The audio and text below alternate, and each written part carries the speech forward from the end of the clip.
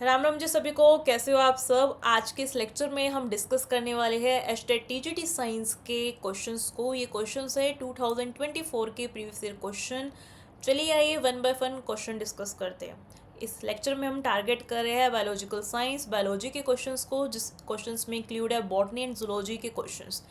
Previous year question करने का benefit ये है कि आपको अंदाजा मिल जाएगा किस लेवल के क्वेश्चन एस्टेट पूछता है। ये क्वेश्चंस बहुत ज़्यादा यूजफुल है और हम हर एक क्वेश्चन को बाय कंसेप्ट समझेंगे। क्वेश्चन है हमारे पास, which type of joint is found between the bones of the skull. देखिए, ह्यूमन फिजियोलॉजी का क्वेश्चन है लोकोमोशन एंड मूवमेंट चैप्टर से। मैंने कल भी कहा था नाम टीजीटी है, ये मत समझना 9th-10th करके हो जाएगा, बिल्कुल भी नहीं होगा। आपको 11th-12th को उठाना ही पड़ेगा और बहुत अच्छे से करना पड़ेगा। विच type of joint is found between the bones of the skull. देखिए, हमारे पास जो स्कल होता है हमें कभी भी बोन्स हिलती हुई नहीं मिलती। उसका रीज़न क्या होता है, उसके पास इमूवेबल जॉइंट्स होते हैं। मतलब ऐसे जॉइंट्स जो कभी भी मूव नहीं करते हैं, उन जॉइंट्स को हम बोलते हैं इमूवेबल जॉइंट्स, जो मूव नहीं कर सकते हैं। अब ये जो होते हैं ये फाइब्रस जॉइंट होते हैं, जो कहाँ पाए जाते हैं, स्कल बोन्स के में पाए जाते हैं, और जो हमारे ब्रेन को, हमारे पूरे के पूरे ब्रेन को प्रोटेक्ट करते हैं। ठीक है। अब ब्रेन तो क्या है, सॉफ्ट सा ऑर्गन है, उसको पूरा का पूरा हड्डियों से कवर किया हुआ है। अब उन हड्डी के बीच में भी क्या है, जॉइंट्स है। अब क्वेश्चन आया है आपके पास कि ये जॉइंट्स का नाम क्या है। तो इन जॉइंट्स का नाम जो होता है वो होता है फाइब्रस जॉइंट। अब हम बढ़ते हैं नेक्स्ट क्वेश्चन की ओर।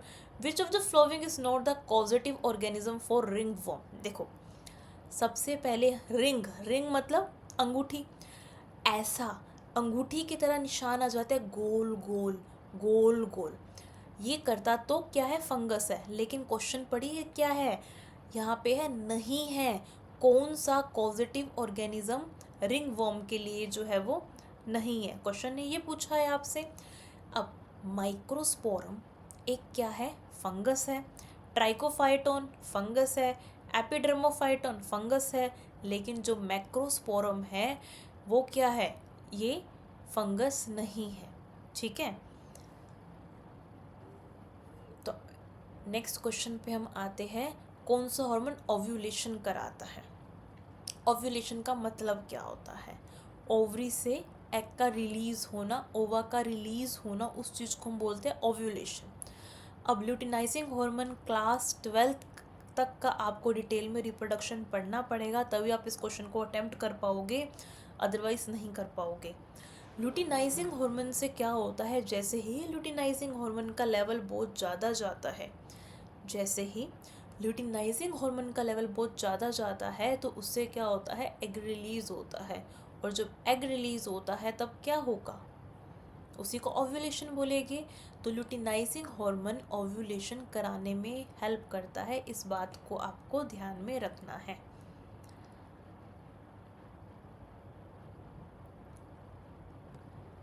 नेफ्रॉन, हम ये पहले भी लेक्चर में डिस्कस कर रहे थे, जो एक्सक्रीटरी सिस्टम की फंक्शनल एंड स्ट्रक्चरल यूनिट होती है। हमने बात करी एक्सक्रीटरी सिस्टम की, वो होती है नेफ्रॉन। अब एक्सक्रीटरी सिस्टम के अंदर जो बिल्कुल फंडामेंटल यूनिट है वो नेफ्रॉन है।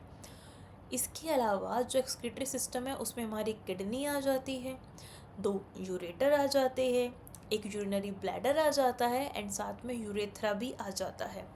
कौन सा पार्ट है नेफ्रॉन का जहाँ पे ग्लूकोज रीएब्जॉर्प्शन जो होता है वो होता है। देखो क्वेश्चन क्या है, in which part of nephron does glucose reabsorption take place.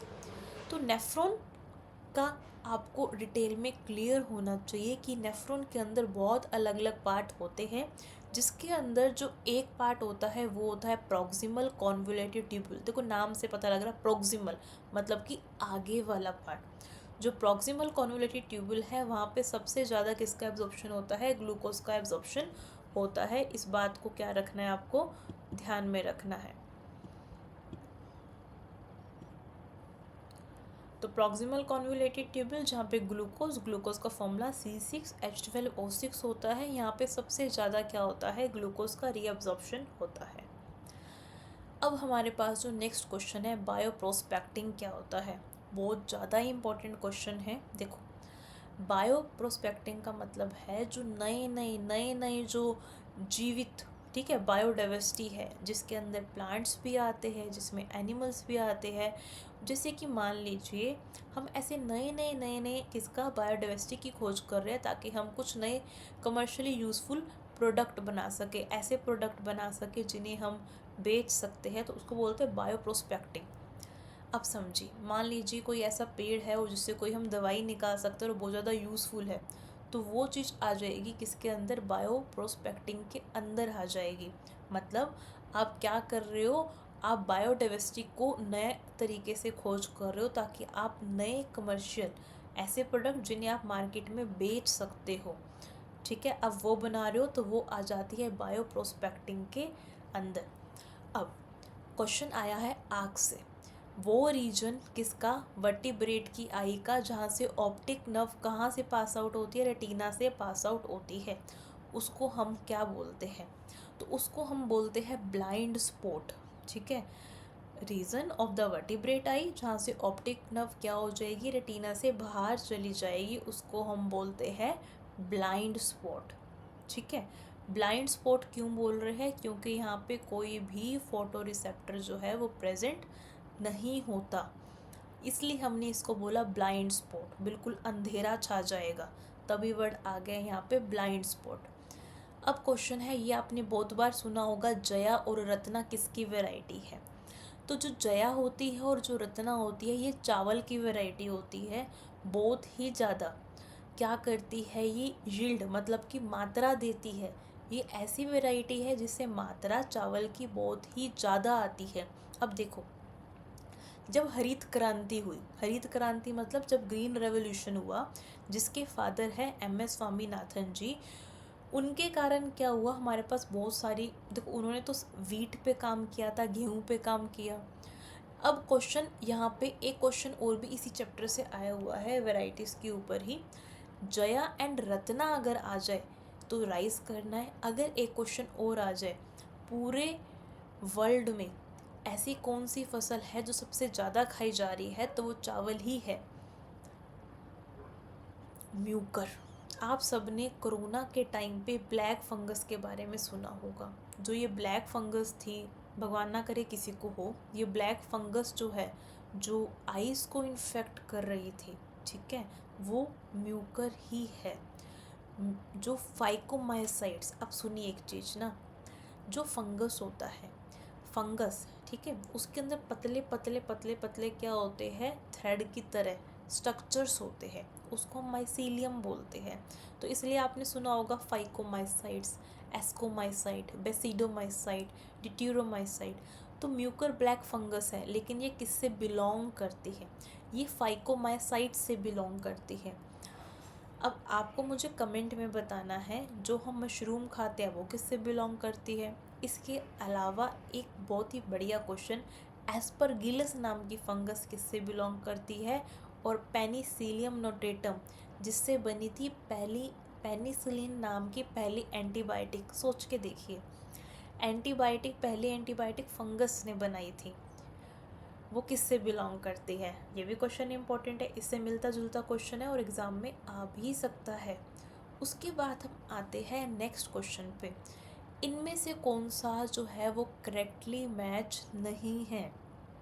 देखिए, विच of the following is not correctly matched, तो यहाँ पे है मिथेनोजन्स बिलोंग करते हैं आर्क्योबैक्टीरिया से, हाँ बिल्कुल करते हैं, अगर आ जाए करेक्टली मैच तभी आंसर सही होता।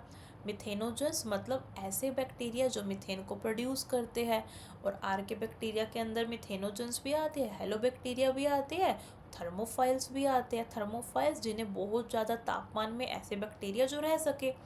नो स्टोक यू बैक्टीरिया होता है, नॉर्मल सा बैक्टीरिया होता है, नाइट्रोजन को ये क्या करता है, यूटिलाइज करता है, एंड नाइट्रोजन को यूटिलाइज करके ये क्या करेगा, अपने और काम करेगा, वो होता है नो स्टोक।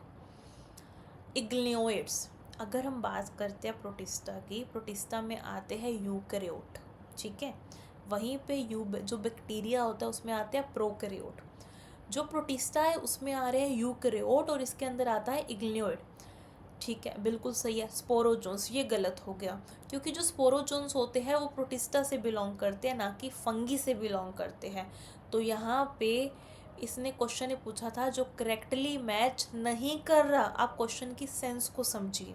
क्वेश्चन ने नहीं पूछा, आपने एक पॉइंट नोटिस करा स्टेट का, मेन पॉइंट नोटिस करा। यहाँ पे इन्होंने पहले भी एक क्वेश्चन दिया नोट के ऊपर, अब भी एक क्वेश्चन दिया नोट के ऊपर, मतलब कि इन्होंने आपकी पूरी नॉलेज चेक कर ली। आप यहाँ तुक्का नहीं लगा सकते।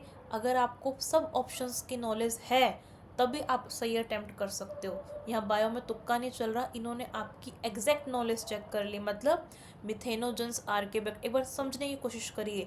इन्होंने माइक्रोबायोलॉजी का कितना बढ़िया कंसेप्ट पूछ लिया। मतलब अगर आपको माइक्रोबायोलॉजी की अच्छे से नॉलेज है तभी आप अटेम्प्ट कर पाओगे। और माइक्रोबायोलॉजी से तो क्वेश्चंस आते ही आते हैं, हर साल आते हैं। अभी इससे पहले भी आपने देखा माइक्रोबायोलॉजी से क्वेश्चन थे, अब भी माइक्रोबायोलॉजी से क्वेश्चन है। तो हम एक बड़ा लेक्चर माइक्रोबायोलॉजी पे भी लेंगे, जिसके अंदर हम इस तरीके से क्वेश्चंस करेंगे, डिटेल में क्वेश्चंस करेंगे माइक्रो ऑर्गेनिज्म पे, मतलब छोटे जीव जिसके अंदर बैक्टीरिया भी आ जाते हैं, जिसके अंदर वायरस भी आ जाते हैं, उनका डिटेल में विद एग्जांपल्स करेंगे। तो नोट के वाले क्वेश्चंस को थोड़ा ध्यान से करना है, क्योंकि आपको हर ऑप्शन के बारे में पता होना चाहिए कौन सा सही है और कौन सा सही नहीं है। अगर एक, मान लीजिए आपको 2 ऑप्शन पता है फिर भी आप नहीं कर सकते हो, क्योंकि आपको 2 में कन्फ्यूज़न हो जाएगी। तो हर एक एग्जाम्पल, किस किंगडम में कितने फाइलम में कितनी क्लासेस, कौन कौन किससे बिलोंग कर रहा है, तो बायो को अच्छे से करना है, क्योंकि स्क्रीनिंग के अंदर बहुत ही ज़्यादा लेवल की बायो आएगी, इवन नॉर्मल स्टेट में भी आएगी। दोबारा क्वेश्चन आ गया नोट करेक्टली मैच पे, मतलब अभी भी आपको अच्छे से नॉलेज होनी चाहिए। पहले तो पता होना चाहिए कौन से सही है, तभी आपको पता लगेगा कौन से सही नहीं है। देखिए, विच of the following is not correctly match. Himgiri की अगर हम बात करें तो ये स्ट्राइप रस्ट रेजिस्टेंस होता है। देखो ये सब ना वेराइटीज़ है, ऐसी वेराइटीज़ जानबूझ के बनाई गई, वैज्ञानिकों ने ऐसी वैरायटी को बनाया जिन्हें जल्दी से बीमारी नहीं हो रही, कोई पर्टिकुलर बीमारी नहीं हो रही। ऐसा तो है नहीं हम कि कोई भी बीमारी नहीं होएगी, हम जिस वैरायटी के खिलाफ उसको बना रहे हैं वो बीमारी नहीं होएगी। तो हिमगरी स्टाइप रस्ट रेजिस्टेंस, ये बिल्कुल सही है। पुसा स्वर्णिम एपिड, एपिड बेसिकली आर्थ्रोपोडस होते हैं।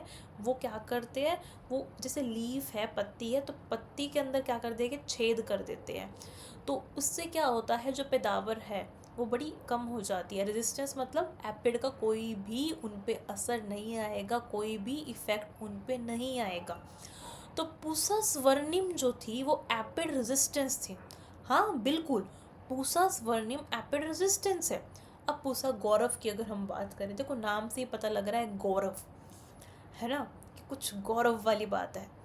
तो ये भी क्या एपिड रेजिस्टेंस है, लेकिन जो पूसा कोमल है वो यहाँ पे गलत हो जाता है। यहाँ पे इसने बैक्टीरियल ब्लाइट दिया है, जो इस क्वेश्चन के हिसाब से बिल्कुल भी सही नहीं है।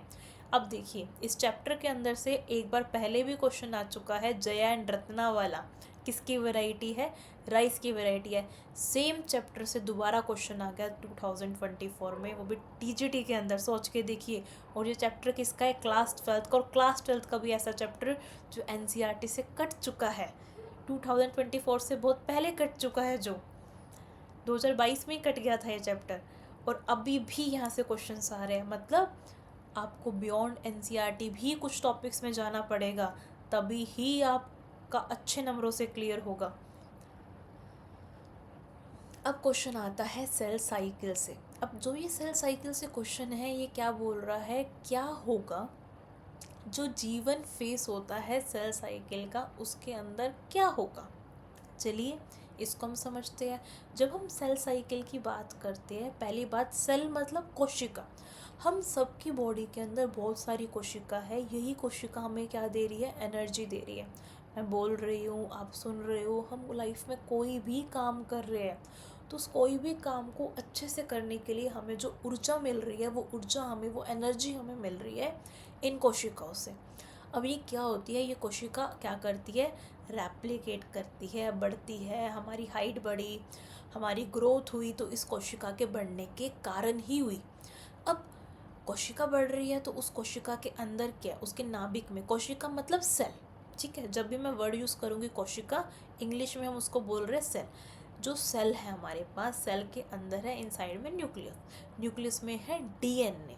जो डीएनए होता है वो होता है डीऑक्सीराइबो न्यूक्लिक एसिड। अब ये जो डीऑक्सीराइबो न्यूक्लिक एसिड है ये भी तो रेप्लिकेट करेगा, जब तक ये रेप्लिकेट नहीं करेगा तब तक सेल कैसे ग्रोथ करेगा। तो मतलब एक सीक्वेंस में बहुत सारे इवेंट होते हैं जब भी एक सेल को डिवाइड करना होता है। हमारे पास एक सेल है, एक से दो सेल बने, ऐसे ऐसे जब सेल बनते जा रहे हैं तो सेल डिवाइड कर रहे हैं, और सेल साइकिल के अंदर वो सारे इवेंट्स आ जाते हैं जो सेल साइकिल के दौरान होते हैं। क्वेश्चन ने क्या पूछा है, क्या होगा जीवन फेज में। अब जब हम सेल साइकिल की बात कर रहे हैं तो उसमें अलग अलग फेजेस हैं, जैसे कि जीवन इंटरफेज होता है। अब इंटरफेज के अंदर ही आ जाते हैं जीवन फेज, G2 फेज और M फेज। अब होता क्या है इसके अंदर, ये बिल्कुल ही शुरुआत में होता है। अब बोला जी नोट में तब जाता है जब सेल को आराम से रेस्ट करना होता है, ठीक है, उसको आगे डिवाइड नहीं करना होता, तब वो जी नोट में चला जाता है। आप मुझे कमेंट करके बताना जी नोट के बारे में और क्या नॉलेज है आपको और क्या जानना चाहते हो। याद से कमेंट करना जी नोट के बारे में। जितना ज़्यादा डिस्कशन करोगे उतने ही ज़्यादा मार्क्स आएंगे, ये सोच के चलना, क्योंकि कुछ कुछ क्वेश्चंस ऐसे भी हो सकते हैं जो आपको बुक में मिले ही ना, जैसे कि इस बार यूपीएससी में हुआ, सिलेबस से बियॉन्ड आया हुआ था। 2024 में आपने क्वेश्चन देखे कि एनसीईआरटी से चैप्टर तो पहले ही कट हो चुका है, बट स्टिल क्वेश्चन 2 क्वेश्चन आगे सेम चैप्टर से। तो मतलब कंप्लीटली ब्लाइंडली डिपेंडेंट आप नहीं रह सकते हो एनसीईआरटी पे। अगर आप ये सोच रहे हो कि मैं एनसीईआरटी रट के चला जाऊँ हो जाएगा, नहीं होगा। पहली बात तो सिर्फ 9-10 से बिल्कुल भी नहीं होगा। 11th-12th में भी सिर्फ हम ये सोच के नहीं जा सकते कि रटने से तो बिल्कुल भी नहीं होगा। कोई क्वेश्चन नोट पूछ लेगा, स्टेटमेंट टाइप पूछ सकता है, लेवल ऑफ एमसीक्यू अच्छा हो सकता है। तो आपको अच्छे से पढ़ना पड़ेगा, प्रैक्टिस सेट लगाने पड़ेंगे, अच्छे से लेक्चर अटेंड करने पड़ेंगे, तभी होगा। वट हैपन ड्यूरिंग द जीवन फेज, देखो जीवन के अंदर क्या होता है, सेल की ग्रोथ तो हो ही रही है, डीएनए रेप्लिकेशन भी हो रही है, सब जीवन के अंदर हो रही है। अब सुनिए, जीवन फेज होता है, G2 फेज होता है, S फेज होता है। जीवन के बाद S फेज, S के अंदर जहाँ पे क्या होता है, डीएनए का रेप्लिकेशन होता है। बट क्वेश्चन ने सिर्फ जीवन फेज के रिगार्डिंग पूछा है, तो यहाँ पे सेल की ग्रोथ हो रही है और डीएनए यहाँ पे प्रिपरेशन हो रही है, डीएनए रेप्लिकेशन नहीं हो रही, इसमें कंफ्यूज मत करना। यहाँ पे प्रिपरेशन हो रही है डीएनए रेप्लिकेशन के लिए। अगर क्वेश्चन आता है डीएनए रेप्लिकेशन एक्चुअली कहाँ हो रहा है, प्लीज़ इसको नोट कर लीजिए, इंपॉर्टेंट पॉइंट है। तब आंसर आता है एस फेज, सिंथेटिक फेज, जिसकी फुल फॉर्म होती है सिंथेटिक फेज। जी का मतलब यहाँ पे गैप 1 होता है, G1 के अंदर सेल ग्रोथ होती है एंड प्रिपरेशन होती है डीएनए रेप्लिकेशन के लिए। इतना सा पॉइंट आपको क्या करना है, याद रखना है, ठीक है। अब क्वेश्चन है इनकरेक्ट स्टेटमेंट आपको क्या करनी है, बतानी है। देखो, मीथेन और जो कार्बन डाइऑक्साइड है वो ग्रीन हाउस गैसेस है, बिल्कुल है, ग्रीन हाउस गैसेस। मीथेन मतलब CH4 and CO2 green house gases. अब ये ग्रीन हाउस जो ग्रीन कलर की होती है, बिल्कुल भी नहीं। ग्रीन हाउस गैसेस ऐसी गैसेस होती है जो हमारे एटमॉस्फेयर में जाके जो इंफ्रारेड रेडिएशंस होती है उनको अपनी तरफ लेती है एंड हमारे पूरे अर्थ के तापमान को बढ़ा देती है, उनको हम बोलते हैं ग्रीन हाउस गैसेस। ये स्टेटमेंट बिल्कुल ठीक है। अब स्टेटमेंट देखो, क्वेश्चन में भी देखो क्या इनकरेक्ट पूछा है, मतलब आपको हर एक चीज़ की एग्जैक्ट नॉलेज होनी चाहिए, आपको इन्वायरमेंट की भी नॉलेज होनी चाहिए। अब नेक्स्ट क्वेश्चन देखो क्या आ गया, Dobson unit major noise in environment. कब से डॉप्सन यूनिट, तो एनवायरनमेंट के अंदर कितनी ओजोन की लेयर होएगी, ओजोन मतलब O3, तो डॉप्सन यूनिट मेज़र करता है O3 की मोटी लेयर को मेज़र करता है। हमारे पास O3 है, O3 की जो मोटी लेयर होती है, जो डॉप्सन यूनिट होती है, उस लेयर को मेज़र करता है। इस पॉइंट को आपको याद रखना है, ठीक है। अब क्या हुआ था, क्योंकि आपने सुना होगा ओजोन लेयर में छेद हो गया था, तो ओजोन लेयर डिप्लीशन जब हुआ तो उसके लिए एक प्रोटोकॉल चलाया गया, तो वो मॉन्ट्रियल प्रोटोकॉल है। अब इस प्रोटोकॉल की कुछ गाइडलाइंस थी, अब वो गाइडलाइंस क्या है वो हो जाएगा यूपीएससी पॉइंट ऑफ व्यू से इंपॉर्टेंट। एस्टेट बस ये पूछता है कौन सा प्रोटोकॉल किसके लिए चलाया गया, जोन के लिए चलाया गया, जोन का फॉर्मूला क्या है, O3 है, प्रेजेंट कहाँ है, स्ट्रेटोस्फेयर में है, ये एस्टेट का लेवल रहेगा। लेकिन अब आपको डॉप्सन यूनिट का याद रखना है, ठीक है। ये क्या है, ओजोन लेयर की थिकनेस। एक क्वेश्चन मुझे कमेंट बॉक्स में आंसर देना, डेसिबल, डेसिबल किसके लिए हम यूज़ करते हैं, किस चीज़ को हम मेज़र करने के लिए डेसिबल का यूज़ करते हैं, मुझे वो बताना आप, ठीक है। ठीक है, अब हमारे पास जो और नया क्वेश्चन है, नया नेक्स्ट ऑप्शन है, use of incinerators is crucial to disposal of hospital waste.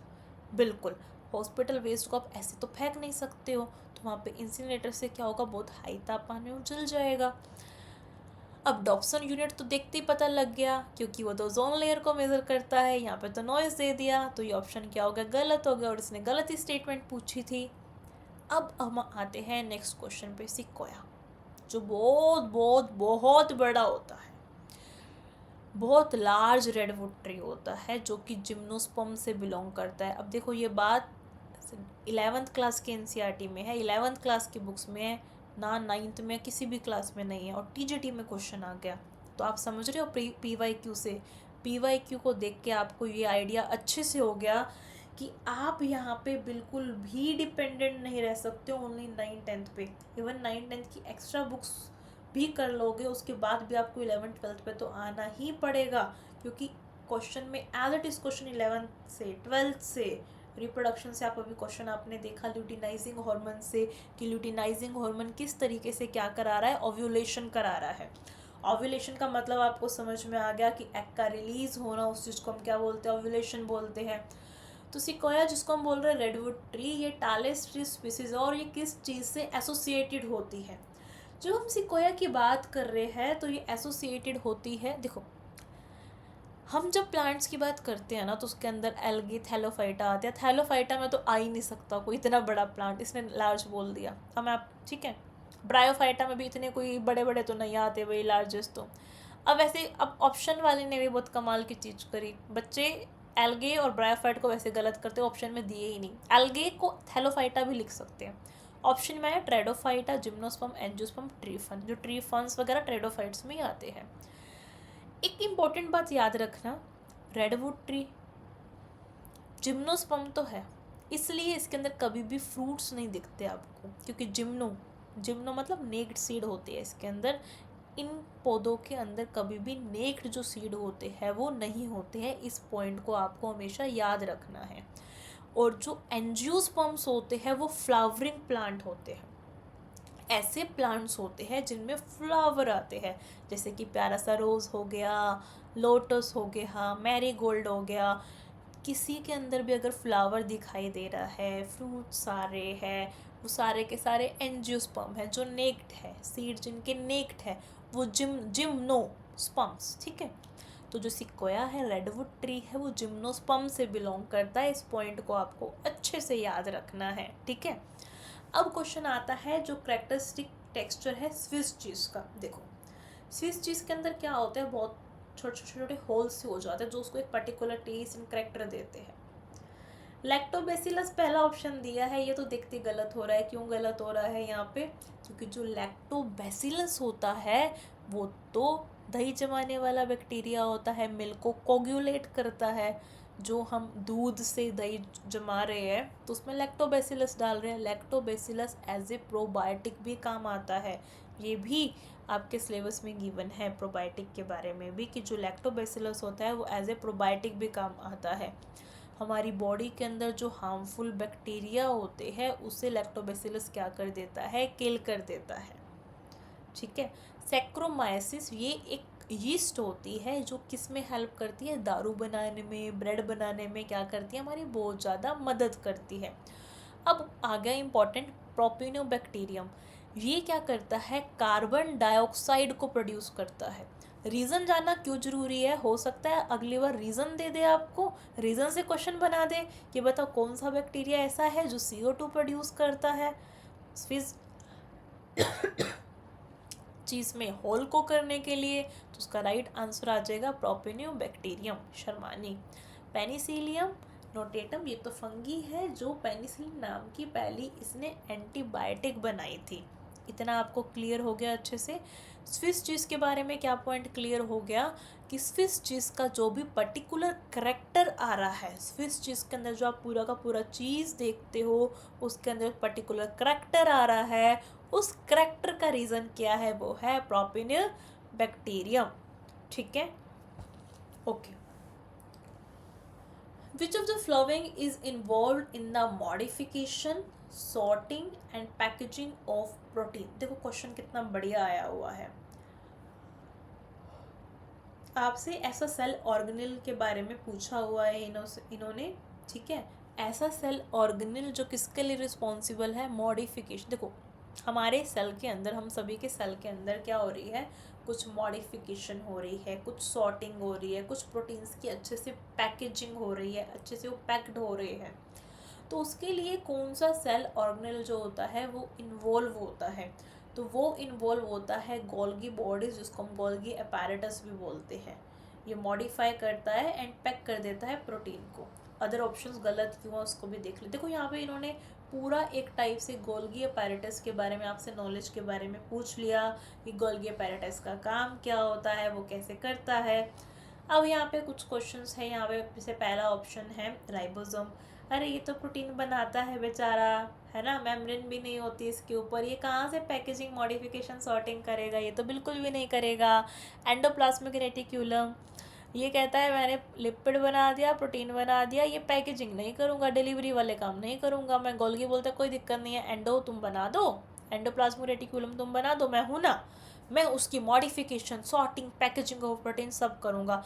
Lysosome बोलते हैं मेरे पास है हाइड्रोलाइटिक एंजाइम्स, जब खतरा होगा तो मैं सुसाइड भी करा दूंगा, मुझे कोई दिक्कत नहीं है। तो लाइसोसोम के बारे में हमें ये क्लियर हो गया पॉइंट को। गोल्गी अपैरेटस मॉडिफाई कर रहा है, पैक कर रहा है प्रोटीन्स को। अब सुनना ध्यान से, प्रोटीन ना बहुत बड़ा है।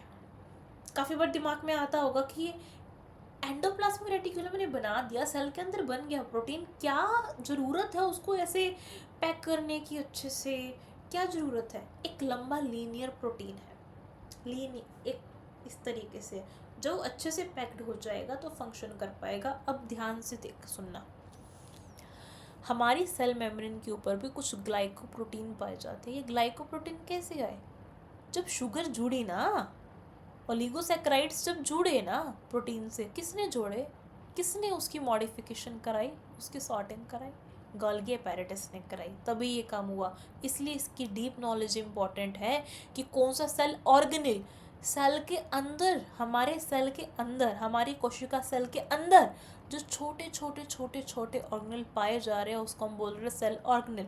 उसके अंदर एक बहुत ही इंपॉर्टेंट सेल ऑर्गेनेल है गोल्गी अपैरेटस, गोल्गी बॉडीज, जो कि मॉडिफाई कर रहा है, किसको मॉडिफाई कर रहा है एंड पैकेजिंग करा रहा है, किसकी, प्रोटीन की पैकेजिंग को ये क्या कर रहा है, करा रहा है।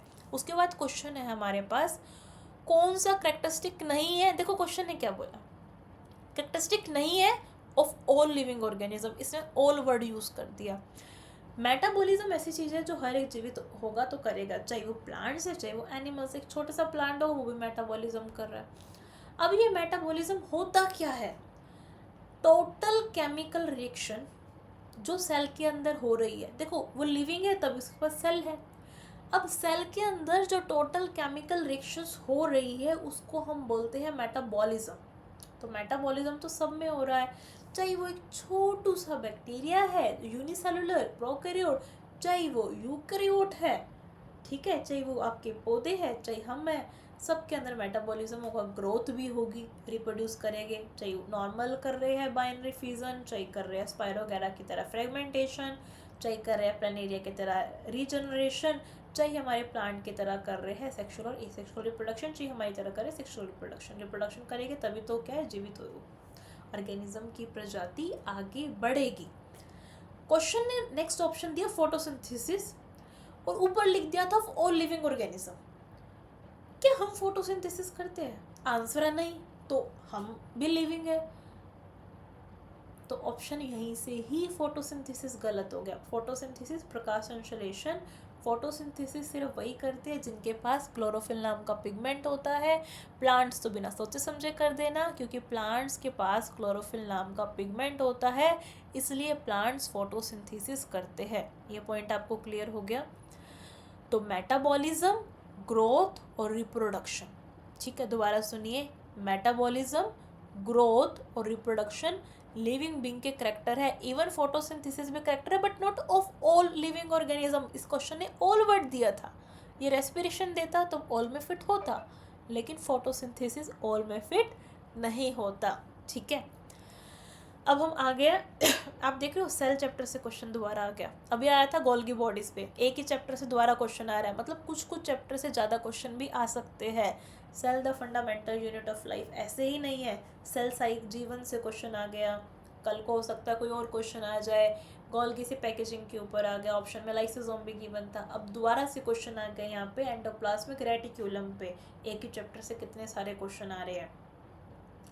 क्या प्राइमरी रोल है स्मूथ एंडोप्लाज्मिक रेटिक्यूलम का। पहले तो ना इस पॉइंट को समझिए कि यहाँ पे स्मूथ का मतलब क्या है। मान लीजिए एक सड़क है, वो बिल्कुल साफ प्लेन है, उस पर कुछ भी छोटे मोटे पत्थर नहीं है, तो हम बोल देंगे स्मूथ है। रफ है तो छोटे छोटे छोटे पत्थर उसके ऊपर पड़े हैं, बस यही चीज़ है। जब एंडो मतलब अंदर, प्लाज्मिक मतलब साइटोप्लाज्म के अंदर, रेटिक्यूलम मुड़ा हुआ स्ट्रक्चर, तो एंडोप्लाज्मिक रेटिक्यूलम में राइबोसोम अगर नहीं है, सरफेस बिल्कुल साफ है, स्मूथ। अगर उस पर राइबोसोम है तो मतलब रफ। अब समझिए इस चीज़ को, जो स्मूथ वाला होता है उस पर राइबोसोम नहीं होते। एक्चुअली राइबोसोम बनाते क्या है, वो प्रोटीन बनाते हैं, मतलब जो रफ एंडोप्लाज्मिक रेटिक्यूलम होगा वही प्रोटीन बनाएगा। अगर वो रफ नहीं है तो वो लिपिड बना रहा है, वो फैट बना रहा है, वो और चीज़ें हार्मोन्स बना रहा है। तो क्वेश्चन ने पूछा था स्मूथ एंडोप्लाज्मिक रेटिक्यूलम क्या बना रहा है, तो वो लिपिड बना रहा है। अब हम आते हैं ऑप्शंस पे, इसका एक एक करके ऑप्शंस को समझते हैं अच्छे से। पहला ऑप्शन है प्रोटीन सिंथेसिस। प्रोटीन सिंथेसिस जो होती है कौन करते हैं, वो प्रोटीन सिंथेसिस कौन करते हैं, प्रोटीन सिंथेसिस राइबोसोम्स करते हैं और रफ एंडोप्लाज्मिक रेटिक्यूलम करते हैं। जो लिपिड है अभी हमने डिस्कस कर लिया, लिपिड कौन बना रहा है, जब राइबोसोम्स नहीं है, एंडोप्लाज्मिक रेटिक्यूलम ही बना रहा है वो, लेकिन वो कैसा है, वो एंडोप्लाज्मिक रेटिक्यूलम कैसा है, कमेंट करके बताइए आप मुझे। फोटोसिंथेसिस, अरे फोटोसिंथेसिस कब से करने लगे एंडोप्लाज्मिक रेटिक्यूलम, क्यों करेगा फोटोसिंथेसिस एंडोप्लाज्मिक रेटिक्यूलम। तो फोटोसिंथेसिस कहाँ होता है, क्लोरोप्लास्ट के अंदर हो रहा है, और वो तो प्लांट्स कर रहे हैं, वो तो क्लोरोफिल पिगमेंट की हेल्प से हो रहा है। क्लोरोफिल पिगमेंट एक आपको फॉर्मूला पता है तो मुझे बताइए, C55H72O5N4Mg। अब एक और ऑप्शन हमारे पास आ गया एटीपी सिंथेसिस। ये कौन करता है, जिसको powerhouse of the cell बोलते हैं, किसको बोलते हैं आप मुझे कमेंट करके बताइए। जिस सेल ऑर्गेनेल को हम powerhouse of the cell बोलते हैं वही एटीपी बनाता है। क्वेश्चन इंपॉर्टेंट है, ये क्वेश्चन सारे सेल के ऊपर है, सेल ऑर्गेनेल के ऊपर है। अब देखिए सेडिमेंट्री साइकिल, सेडिमेंट्री साइकिल जो पत्थर वगैरह से रिलेटेड है। अब नाइट्रोजन तो गैस है, वो तो गैसियस साइकिल के अंदर आएगी। तो नाइट्रोजन तो गैसियस, जहाँ भी नाइट्रोजन आ जाए वो गैसियस है, जहाँ भी कार्बन आ जाए गैसियस है। लेकिन जो सल्फर है, फॉस्फोरस इनका, ठीक है, ये सब सेडिमेंट्री साइकिल्स रहती है, आपको इस पॉइंट को याद रखना है। अब क्वेश्चन बहुत बढ़िया है, ठीक है, इन्वायरमेंट के ऊपर ये क्वेश्चन है। Select the primary consumer from their food chain. Food chain से आपको प्राइमरी कंज्यूमर को उठाना है। पहले तो ये समझिए कंज्यूमर है कौन, प्रोड्यूसर है कौन, हम कौन है, हम प्रोड्यूसर नहीं है। प्रोड्यूसर्स मतलब ऐसे जीव, पहली बात तो ये सब जीव होएंगे, ऐसे जीव जो अपना खाना खुद बना रहे हैं। सनलाइट से क्या आई, लाइट आई, जैसे ही सनलाइट से लाइट आई तो प्लांट्स ने किसका, अपने अंदर उनके पास जो क्लोरोफिल पिगमेंट था उसका यूज़ करके, प्रकाश संश्लेषण करके अपना खाना खुद बना लिया, प्रोड्यूस करा, अपना खाना खुद बना लिया, मतलब उन्होंने वो उस खाने को प्रोड्यूस किया, उन्होंने वो खाना बना लिया। किसने बनाया, प्लांट्स ने बनाया वो खाना, ठीक है, समझ में आता। तो प्लांट्स हो गए प्रोड्यूसर्स। कभी भी प्रोड्यूसर्स में नहीं मिलेगा पहला प्रोड्यूसर, दूसरा प्रोड्यूसर, तीसरा प्रोड्यूसर, जो बना रहा है वो प्रोड्यूसर्स है, उसमें प्लांट्स आएंगे। प्लांट्स के अलावा कुछ आ सकता है क्या, हाँ आ सकते हैं। जो ये समुद्र में, पानी में छोटे छोटे जीव होते हैं, प्लांट्स का भी छोटा रूप होते हैं, उसको हम बोलते हैं फाइटोप्लैंक्टन। जो ये फाइटोप्लैंक्टन होते हैं, ये क्या करते हैं, अपना खाना खुद ही तो बनाते हैं, और कौन उनके लिए कोई बना के थोड़ी ना जाता है खाना। तो ये फाइटोप्लैंक्टन अपना खाना खुद बनाते हैं, बिल्कुल सही बात है। ग्रास अपना खाना खुद बना रहे हैं, ट्रीज अपना खाना खुद बना रहे हैं, तो ये सब होते हैं प्रोड्यूसर्स। फोटोसिंथेसिस करते हैं, सनलाइट का यूज़ करते हैं, PAR का यूज़ करते हैं, फोटोसिंथेटिकली एक्टिव रेडिएशन, और उसका भी ये टोटल सनलाइट का 2 से 10% ही होता है। इवन 10th क्लास तो बोलता है 10% आ रहा है, लेकिन 12th क्लास की एनसीईआरटी बोलती है कि अब सुनना ध्यान से, रट्टा मत मारना इस चीज़ को, सनलाइट से जो लाइट आ रही है उसका 2 से 10% ये प्लांट्स यूज़ कर रहे हैं, वो PAR होता है, फोटोसिंथेटिकली एक्टिव रेडिएशन। हम न्यूमेरिकल्स के टाइम पे इसको 1% यूज़ कर लेते हैं, इतनी लाइट आई जूल्स में इतनी कन्वर्ट हुई, ठीक है, लेकिन एग्जैक्ट स्टेटमेंट पता होनी चाहिए एग्जैक्ट कितना होता है। अब जो प्रोड्यूसर्स ने खाना बनाया, अब प्रोड्यूसर को डायरेक्टली मान लीजिए कि टोमेटो ने फोटोसिंथेसिस करी और टोमेटो के पौधे ने अपना बनाया, फूड बना दिया, टोमेटो बना दिया, अब टोमेटो को मैंने खा लिया, तो मैंने स्टार्टिंग में खाया, तो मैं क्या हुई, प्राइमरी कंज्यूमर, जो पहली बार खा रहा है, ठीक है। अब यहाँ पे आपको ये समझना है, जो ये शेर है ना, शेर, ये कभी भी प्राइमरी कंज्यूमर नहीं होता। शेर कभी भी प्राइमरी कंज्यूमर क्यों नहीं होता, इस चीज़ को समझते हैं हम। क्योंकि शेर कभी भी डायरेक्टली खाता ही नहीं है। किसको नहीं खाता, पेड़ को, मर जाएगा, पेड़ पौधों को नहीं खाएगा, कुछ अच्छा सा खाएगा वो, है ना, कोई और जीव को खा लेगा वो। तो जो डायरेक्टली प्लांट्स बेस्ड फूड खा रहे हैं, डायरेक्टली प्लांट्स को खा रहे हैं, जब प्लांट बेस्ड फूड को खा रहे हैं, वो होते हैं प्राइमरी कंज्यूमर। और जो कंज्यूमर को ही खा जाए, प्राइमरी कंज्यूमर को ही खा जाए, वो होगा सेकेंडरी कंज्यूमर। उसके बाद ऐसे टर्शरी क्वार्टनरी कंज्यूमर्स रहते हैं, डिकम्पोजर्स रहते हैं। तो क्वेश्चन क्या था, select the primary consumer from their food chain. तो फूड चेन के अंदर हमें बताना है प्राइमरी कंज्यूमर के बारे में। अब आते हैं हम एक बार पहले ऑप्शन पे। पहले ऑप्शन में आया जू प्लैंकटन, ग्रास होपर और काउ। देखो जू प्लैंकटन, छोटे छोटे छोटे छोटे जीव जो समुद्र में पाए जाते हैं, लेकिन एनिमल्स होते हैं। अभी एनिमल्स होते हैं तो अपना खाना तो खुद बनाएगी नहीं।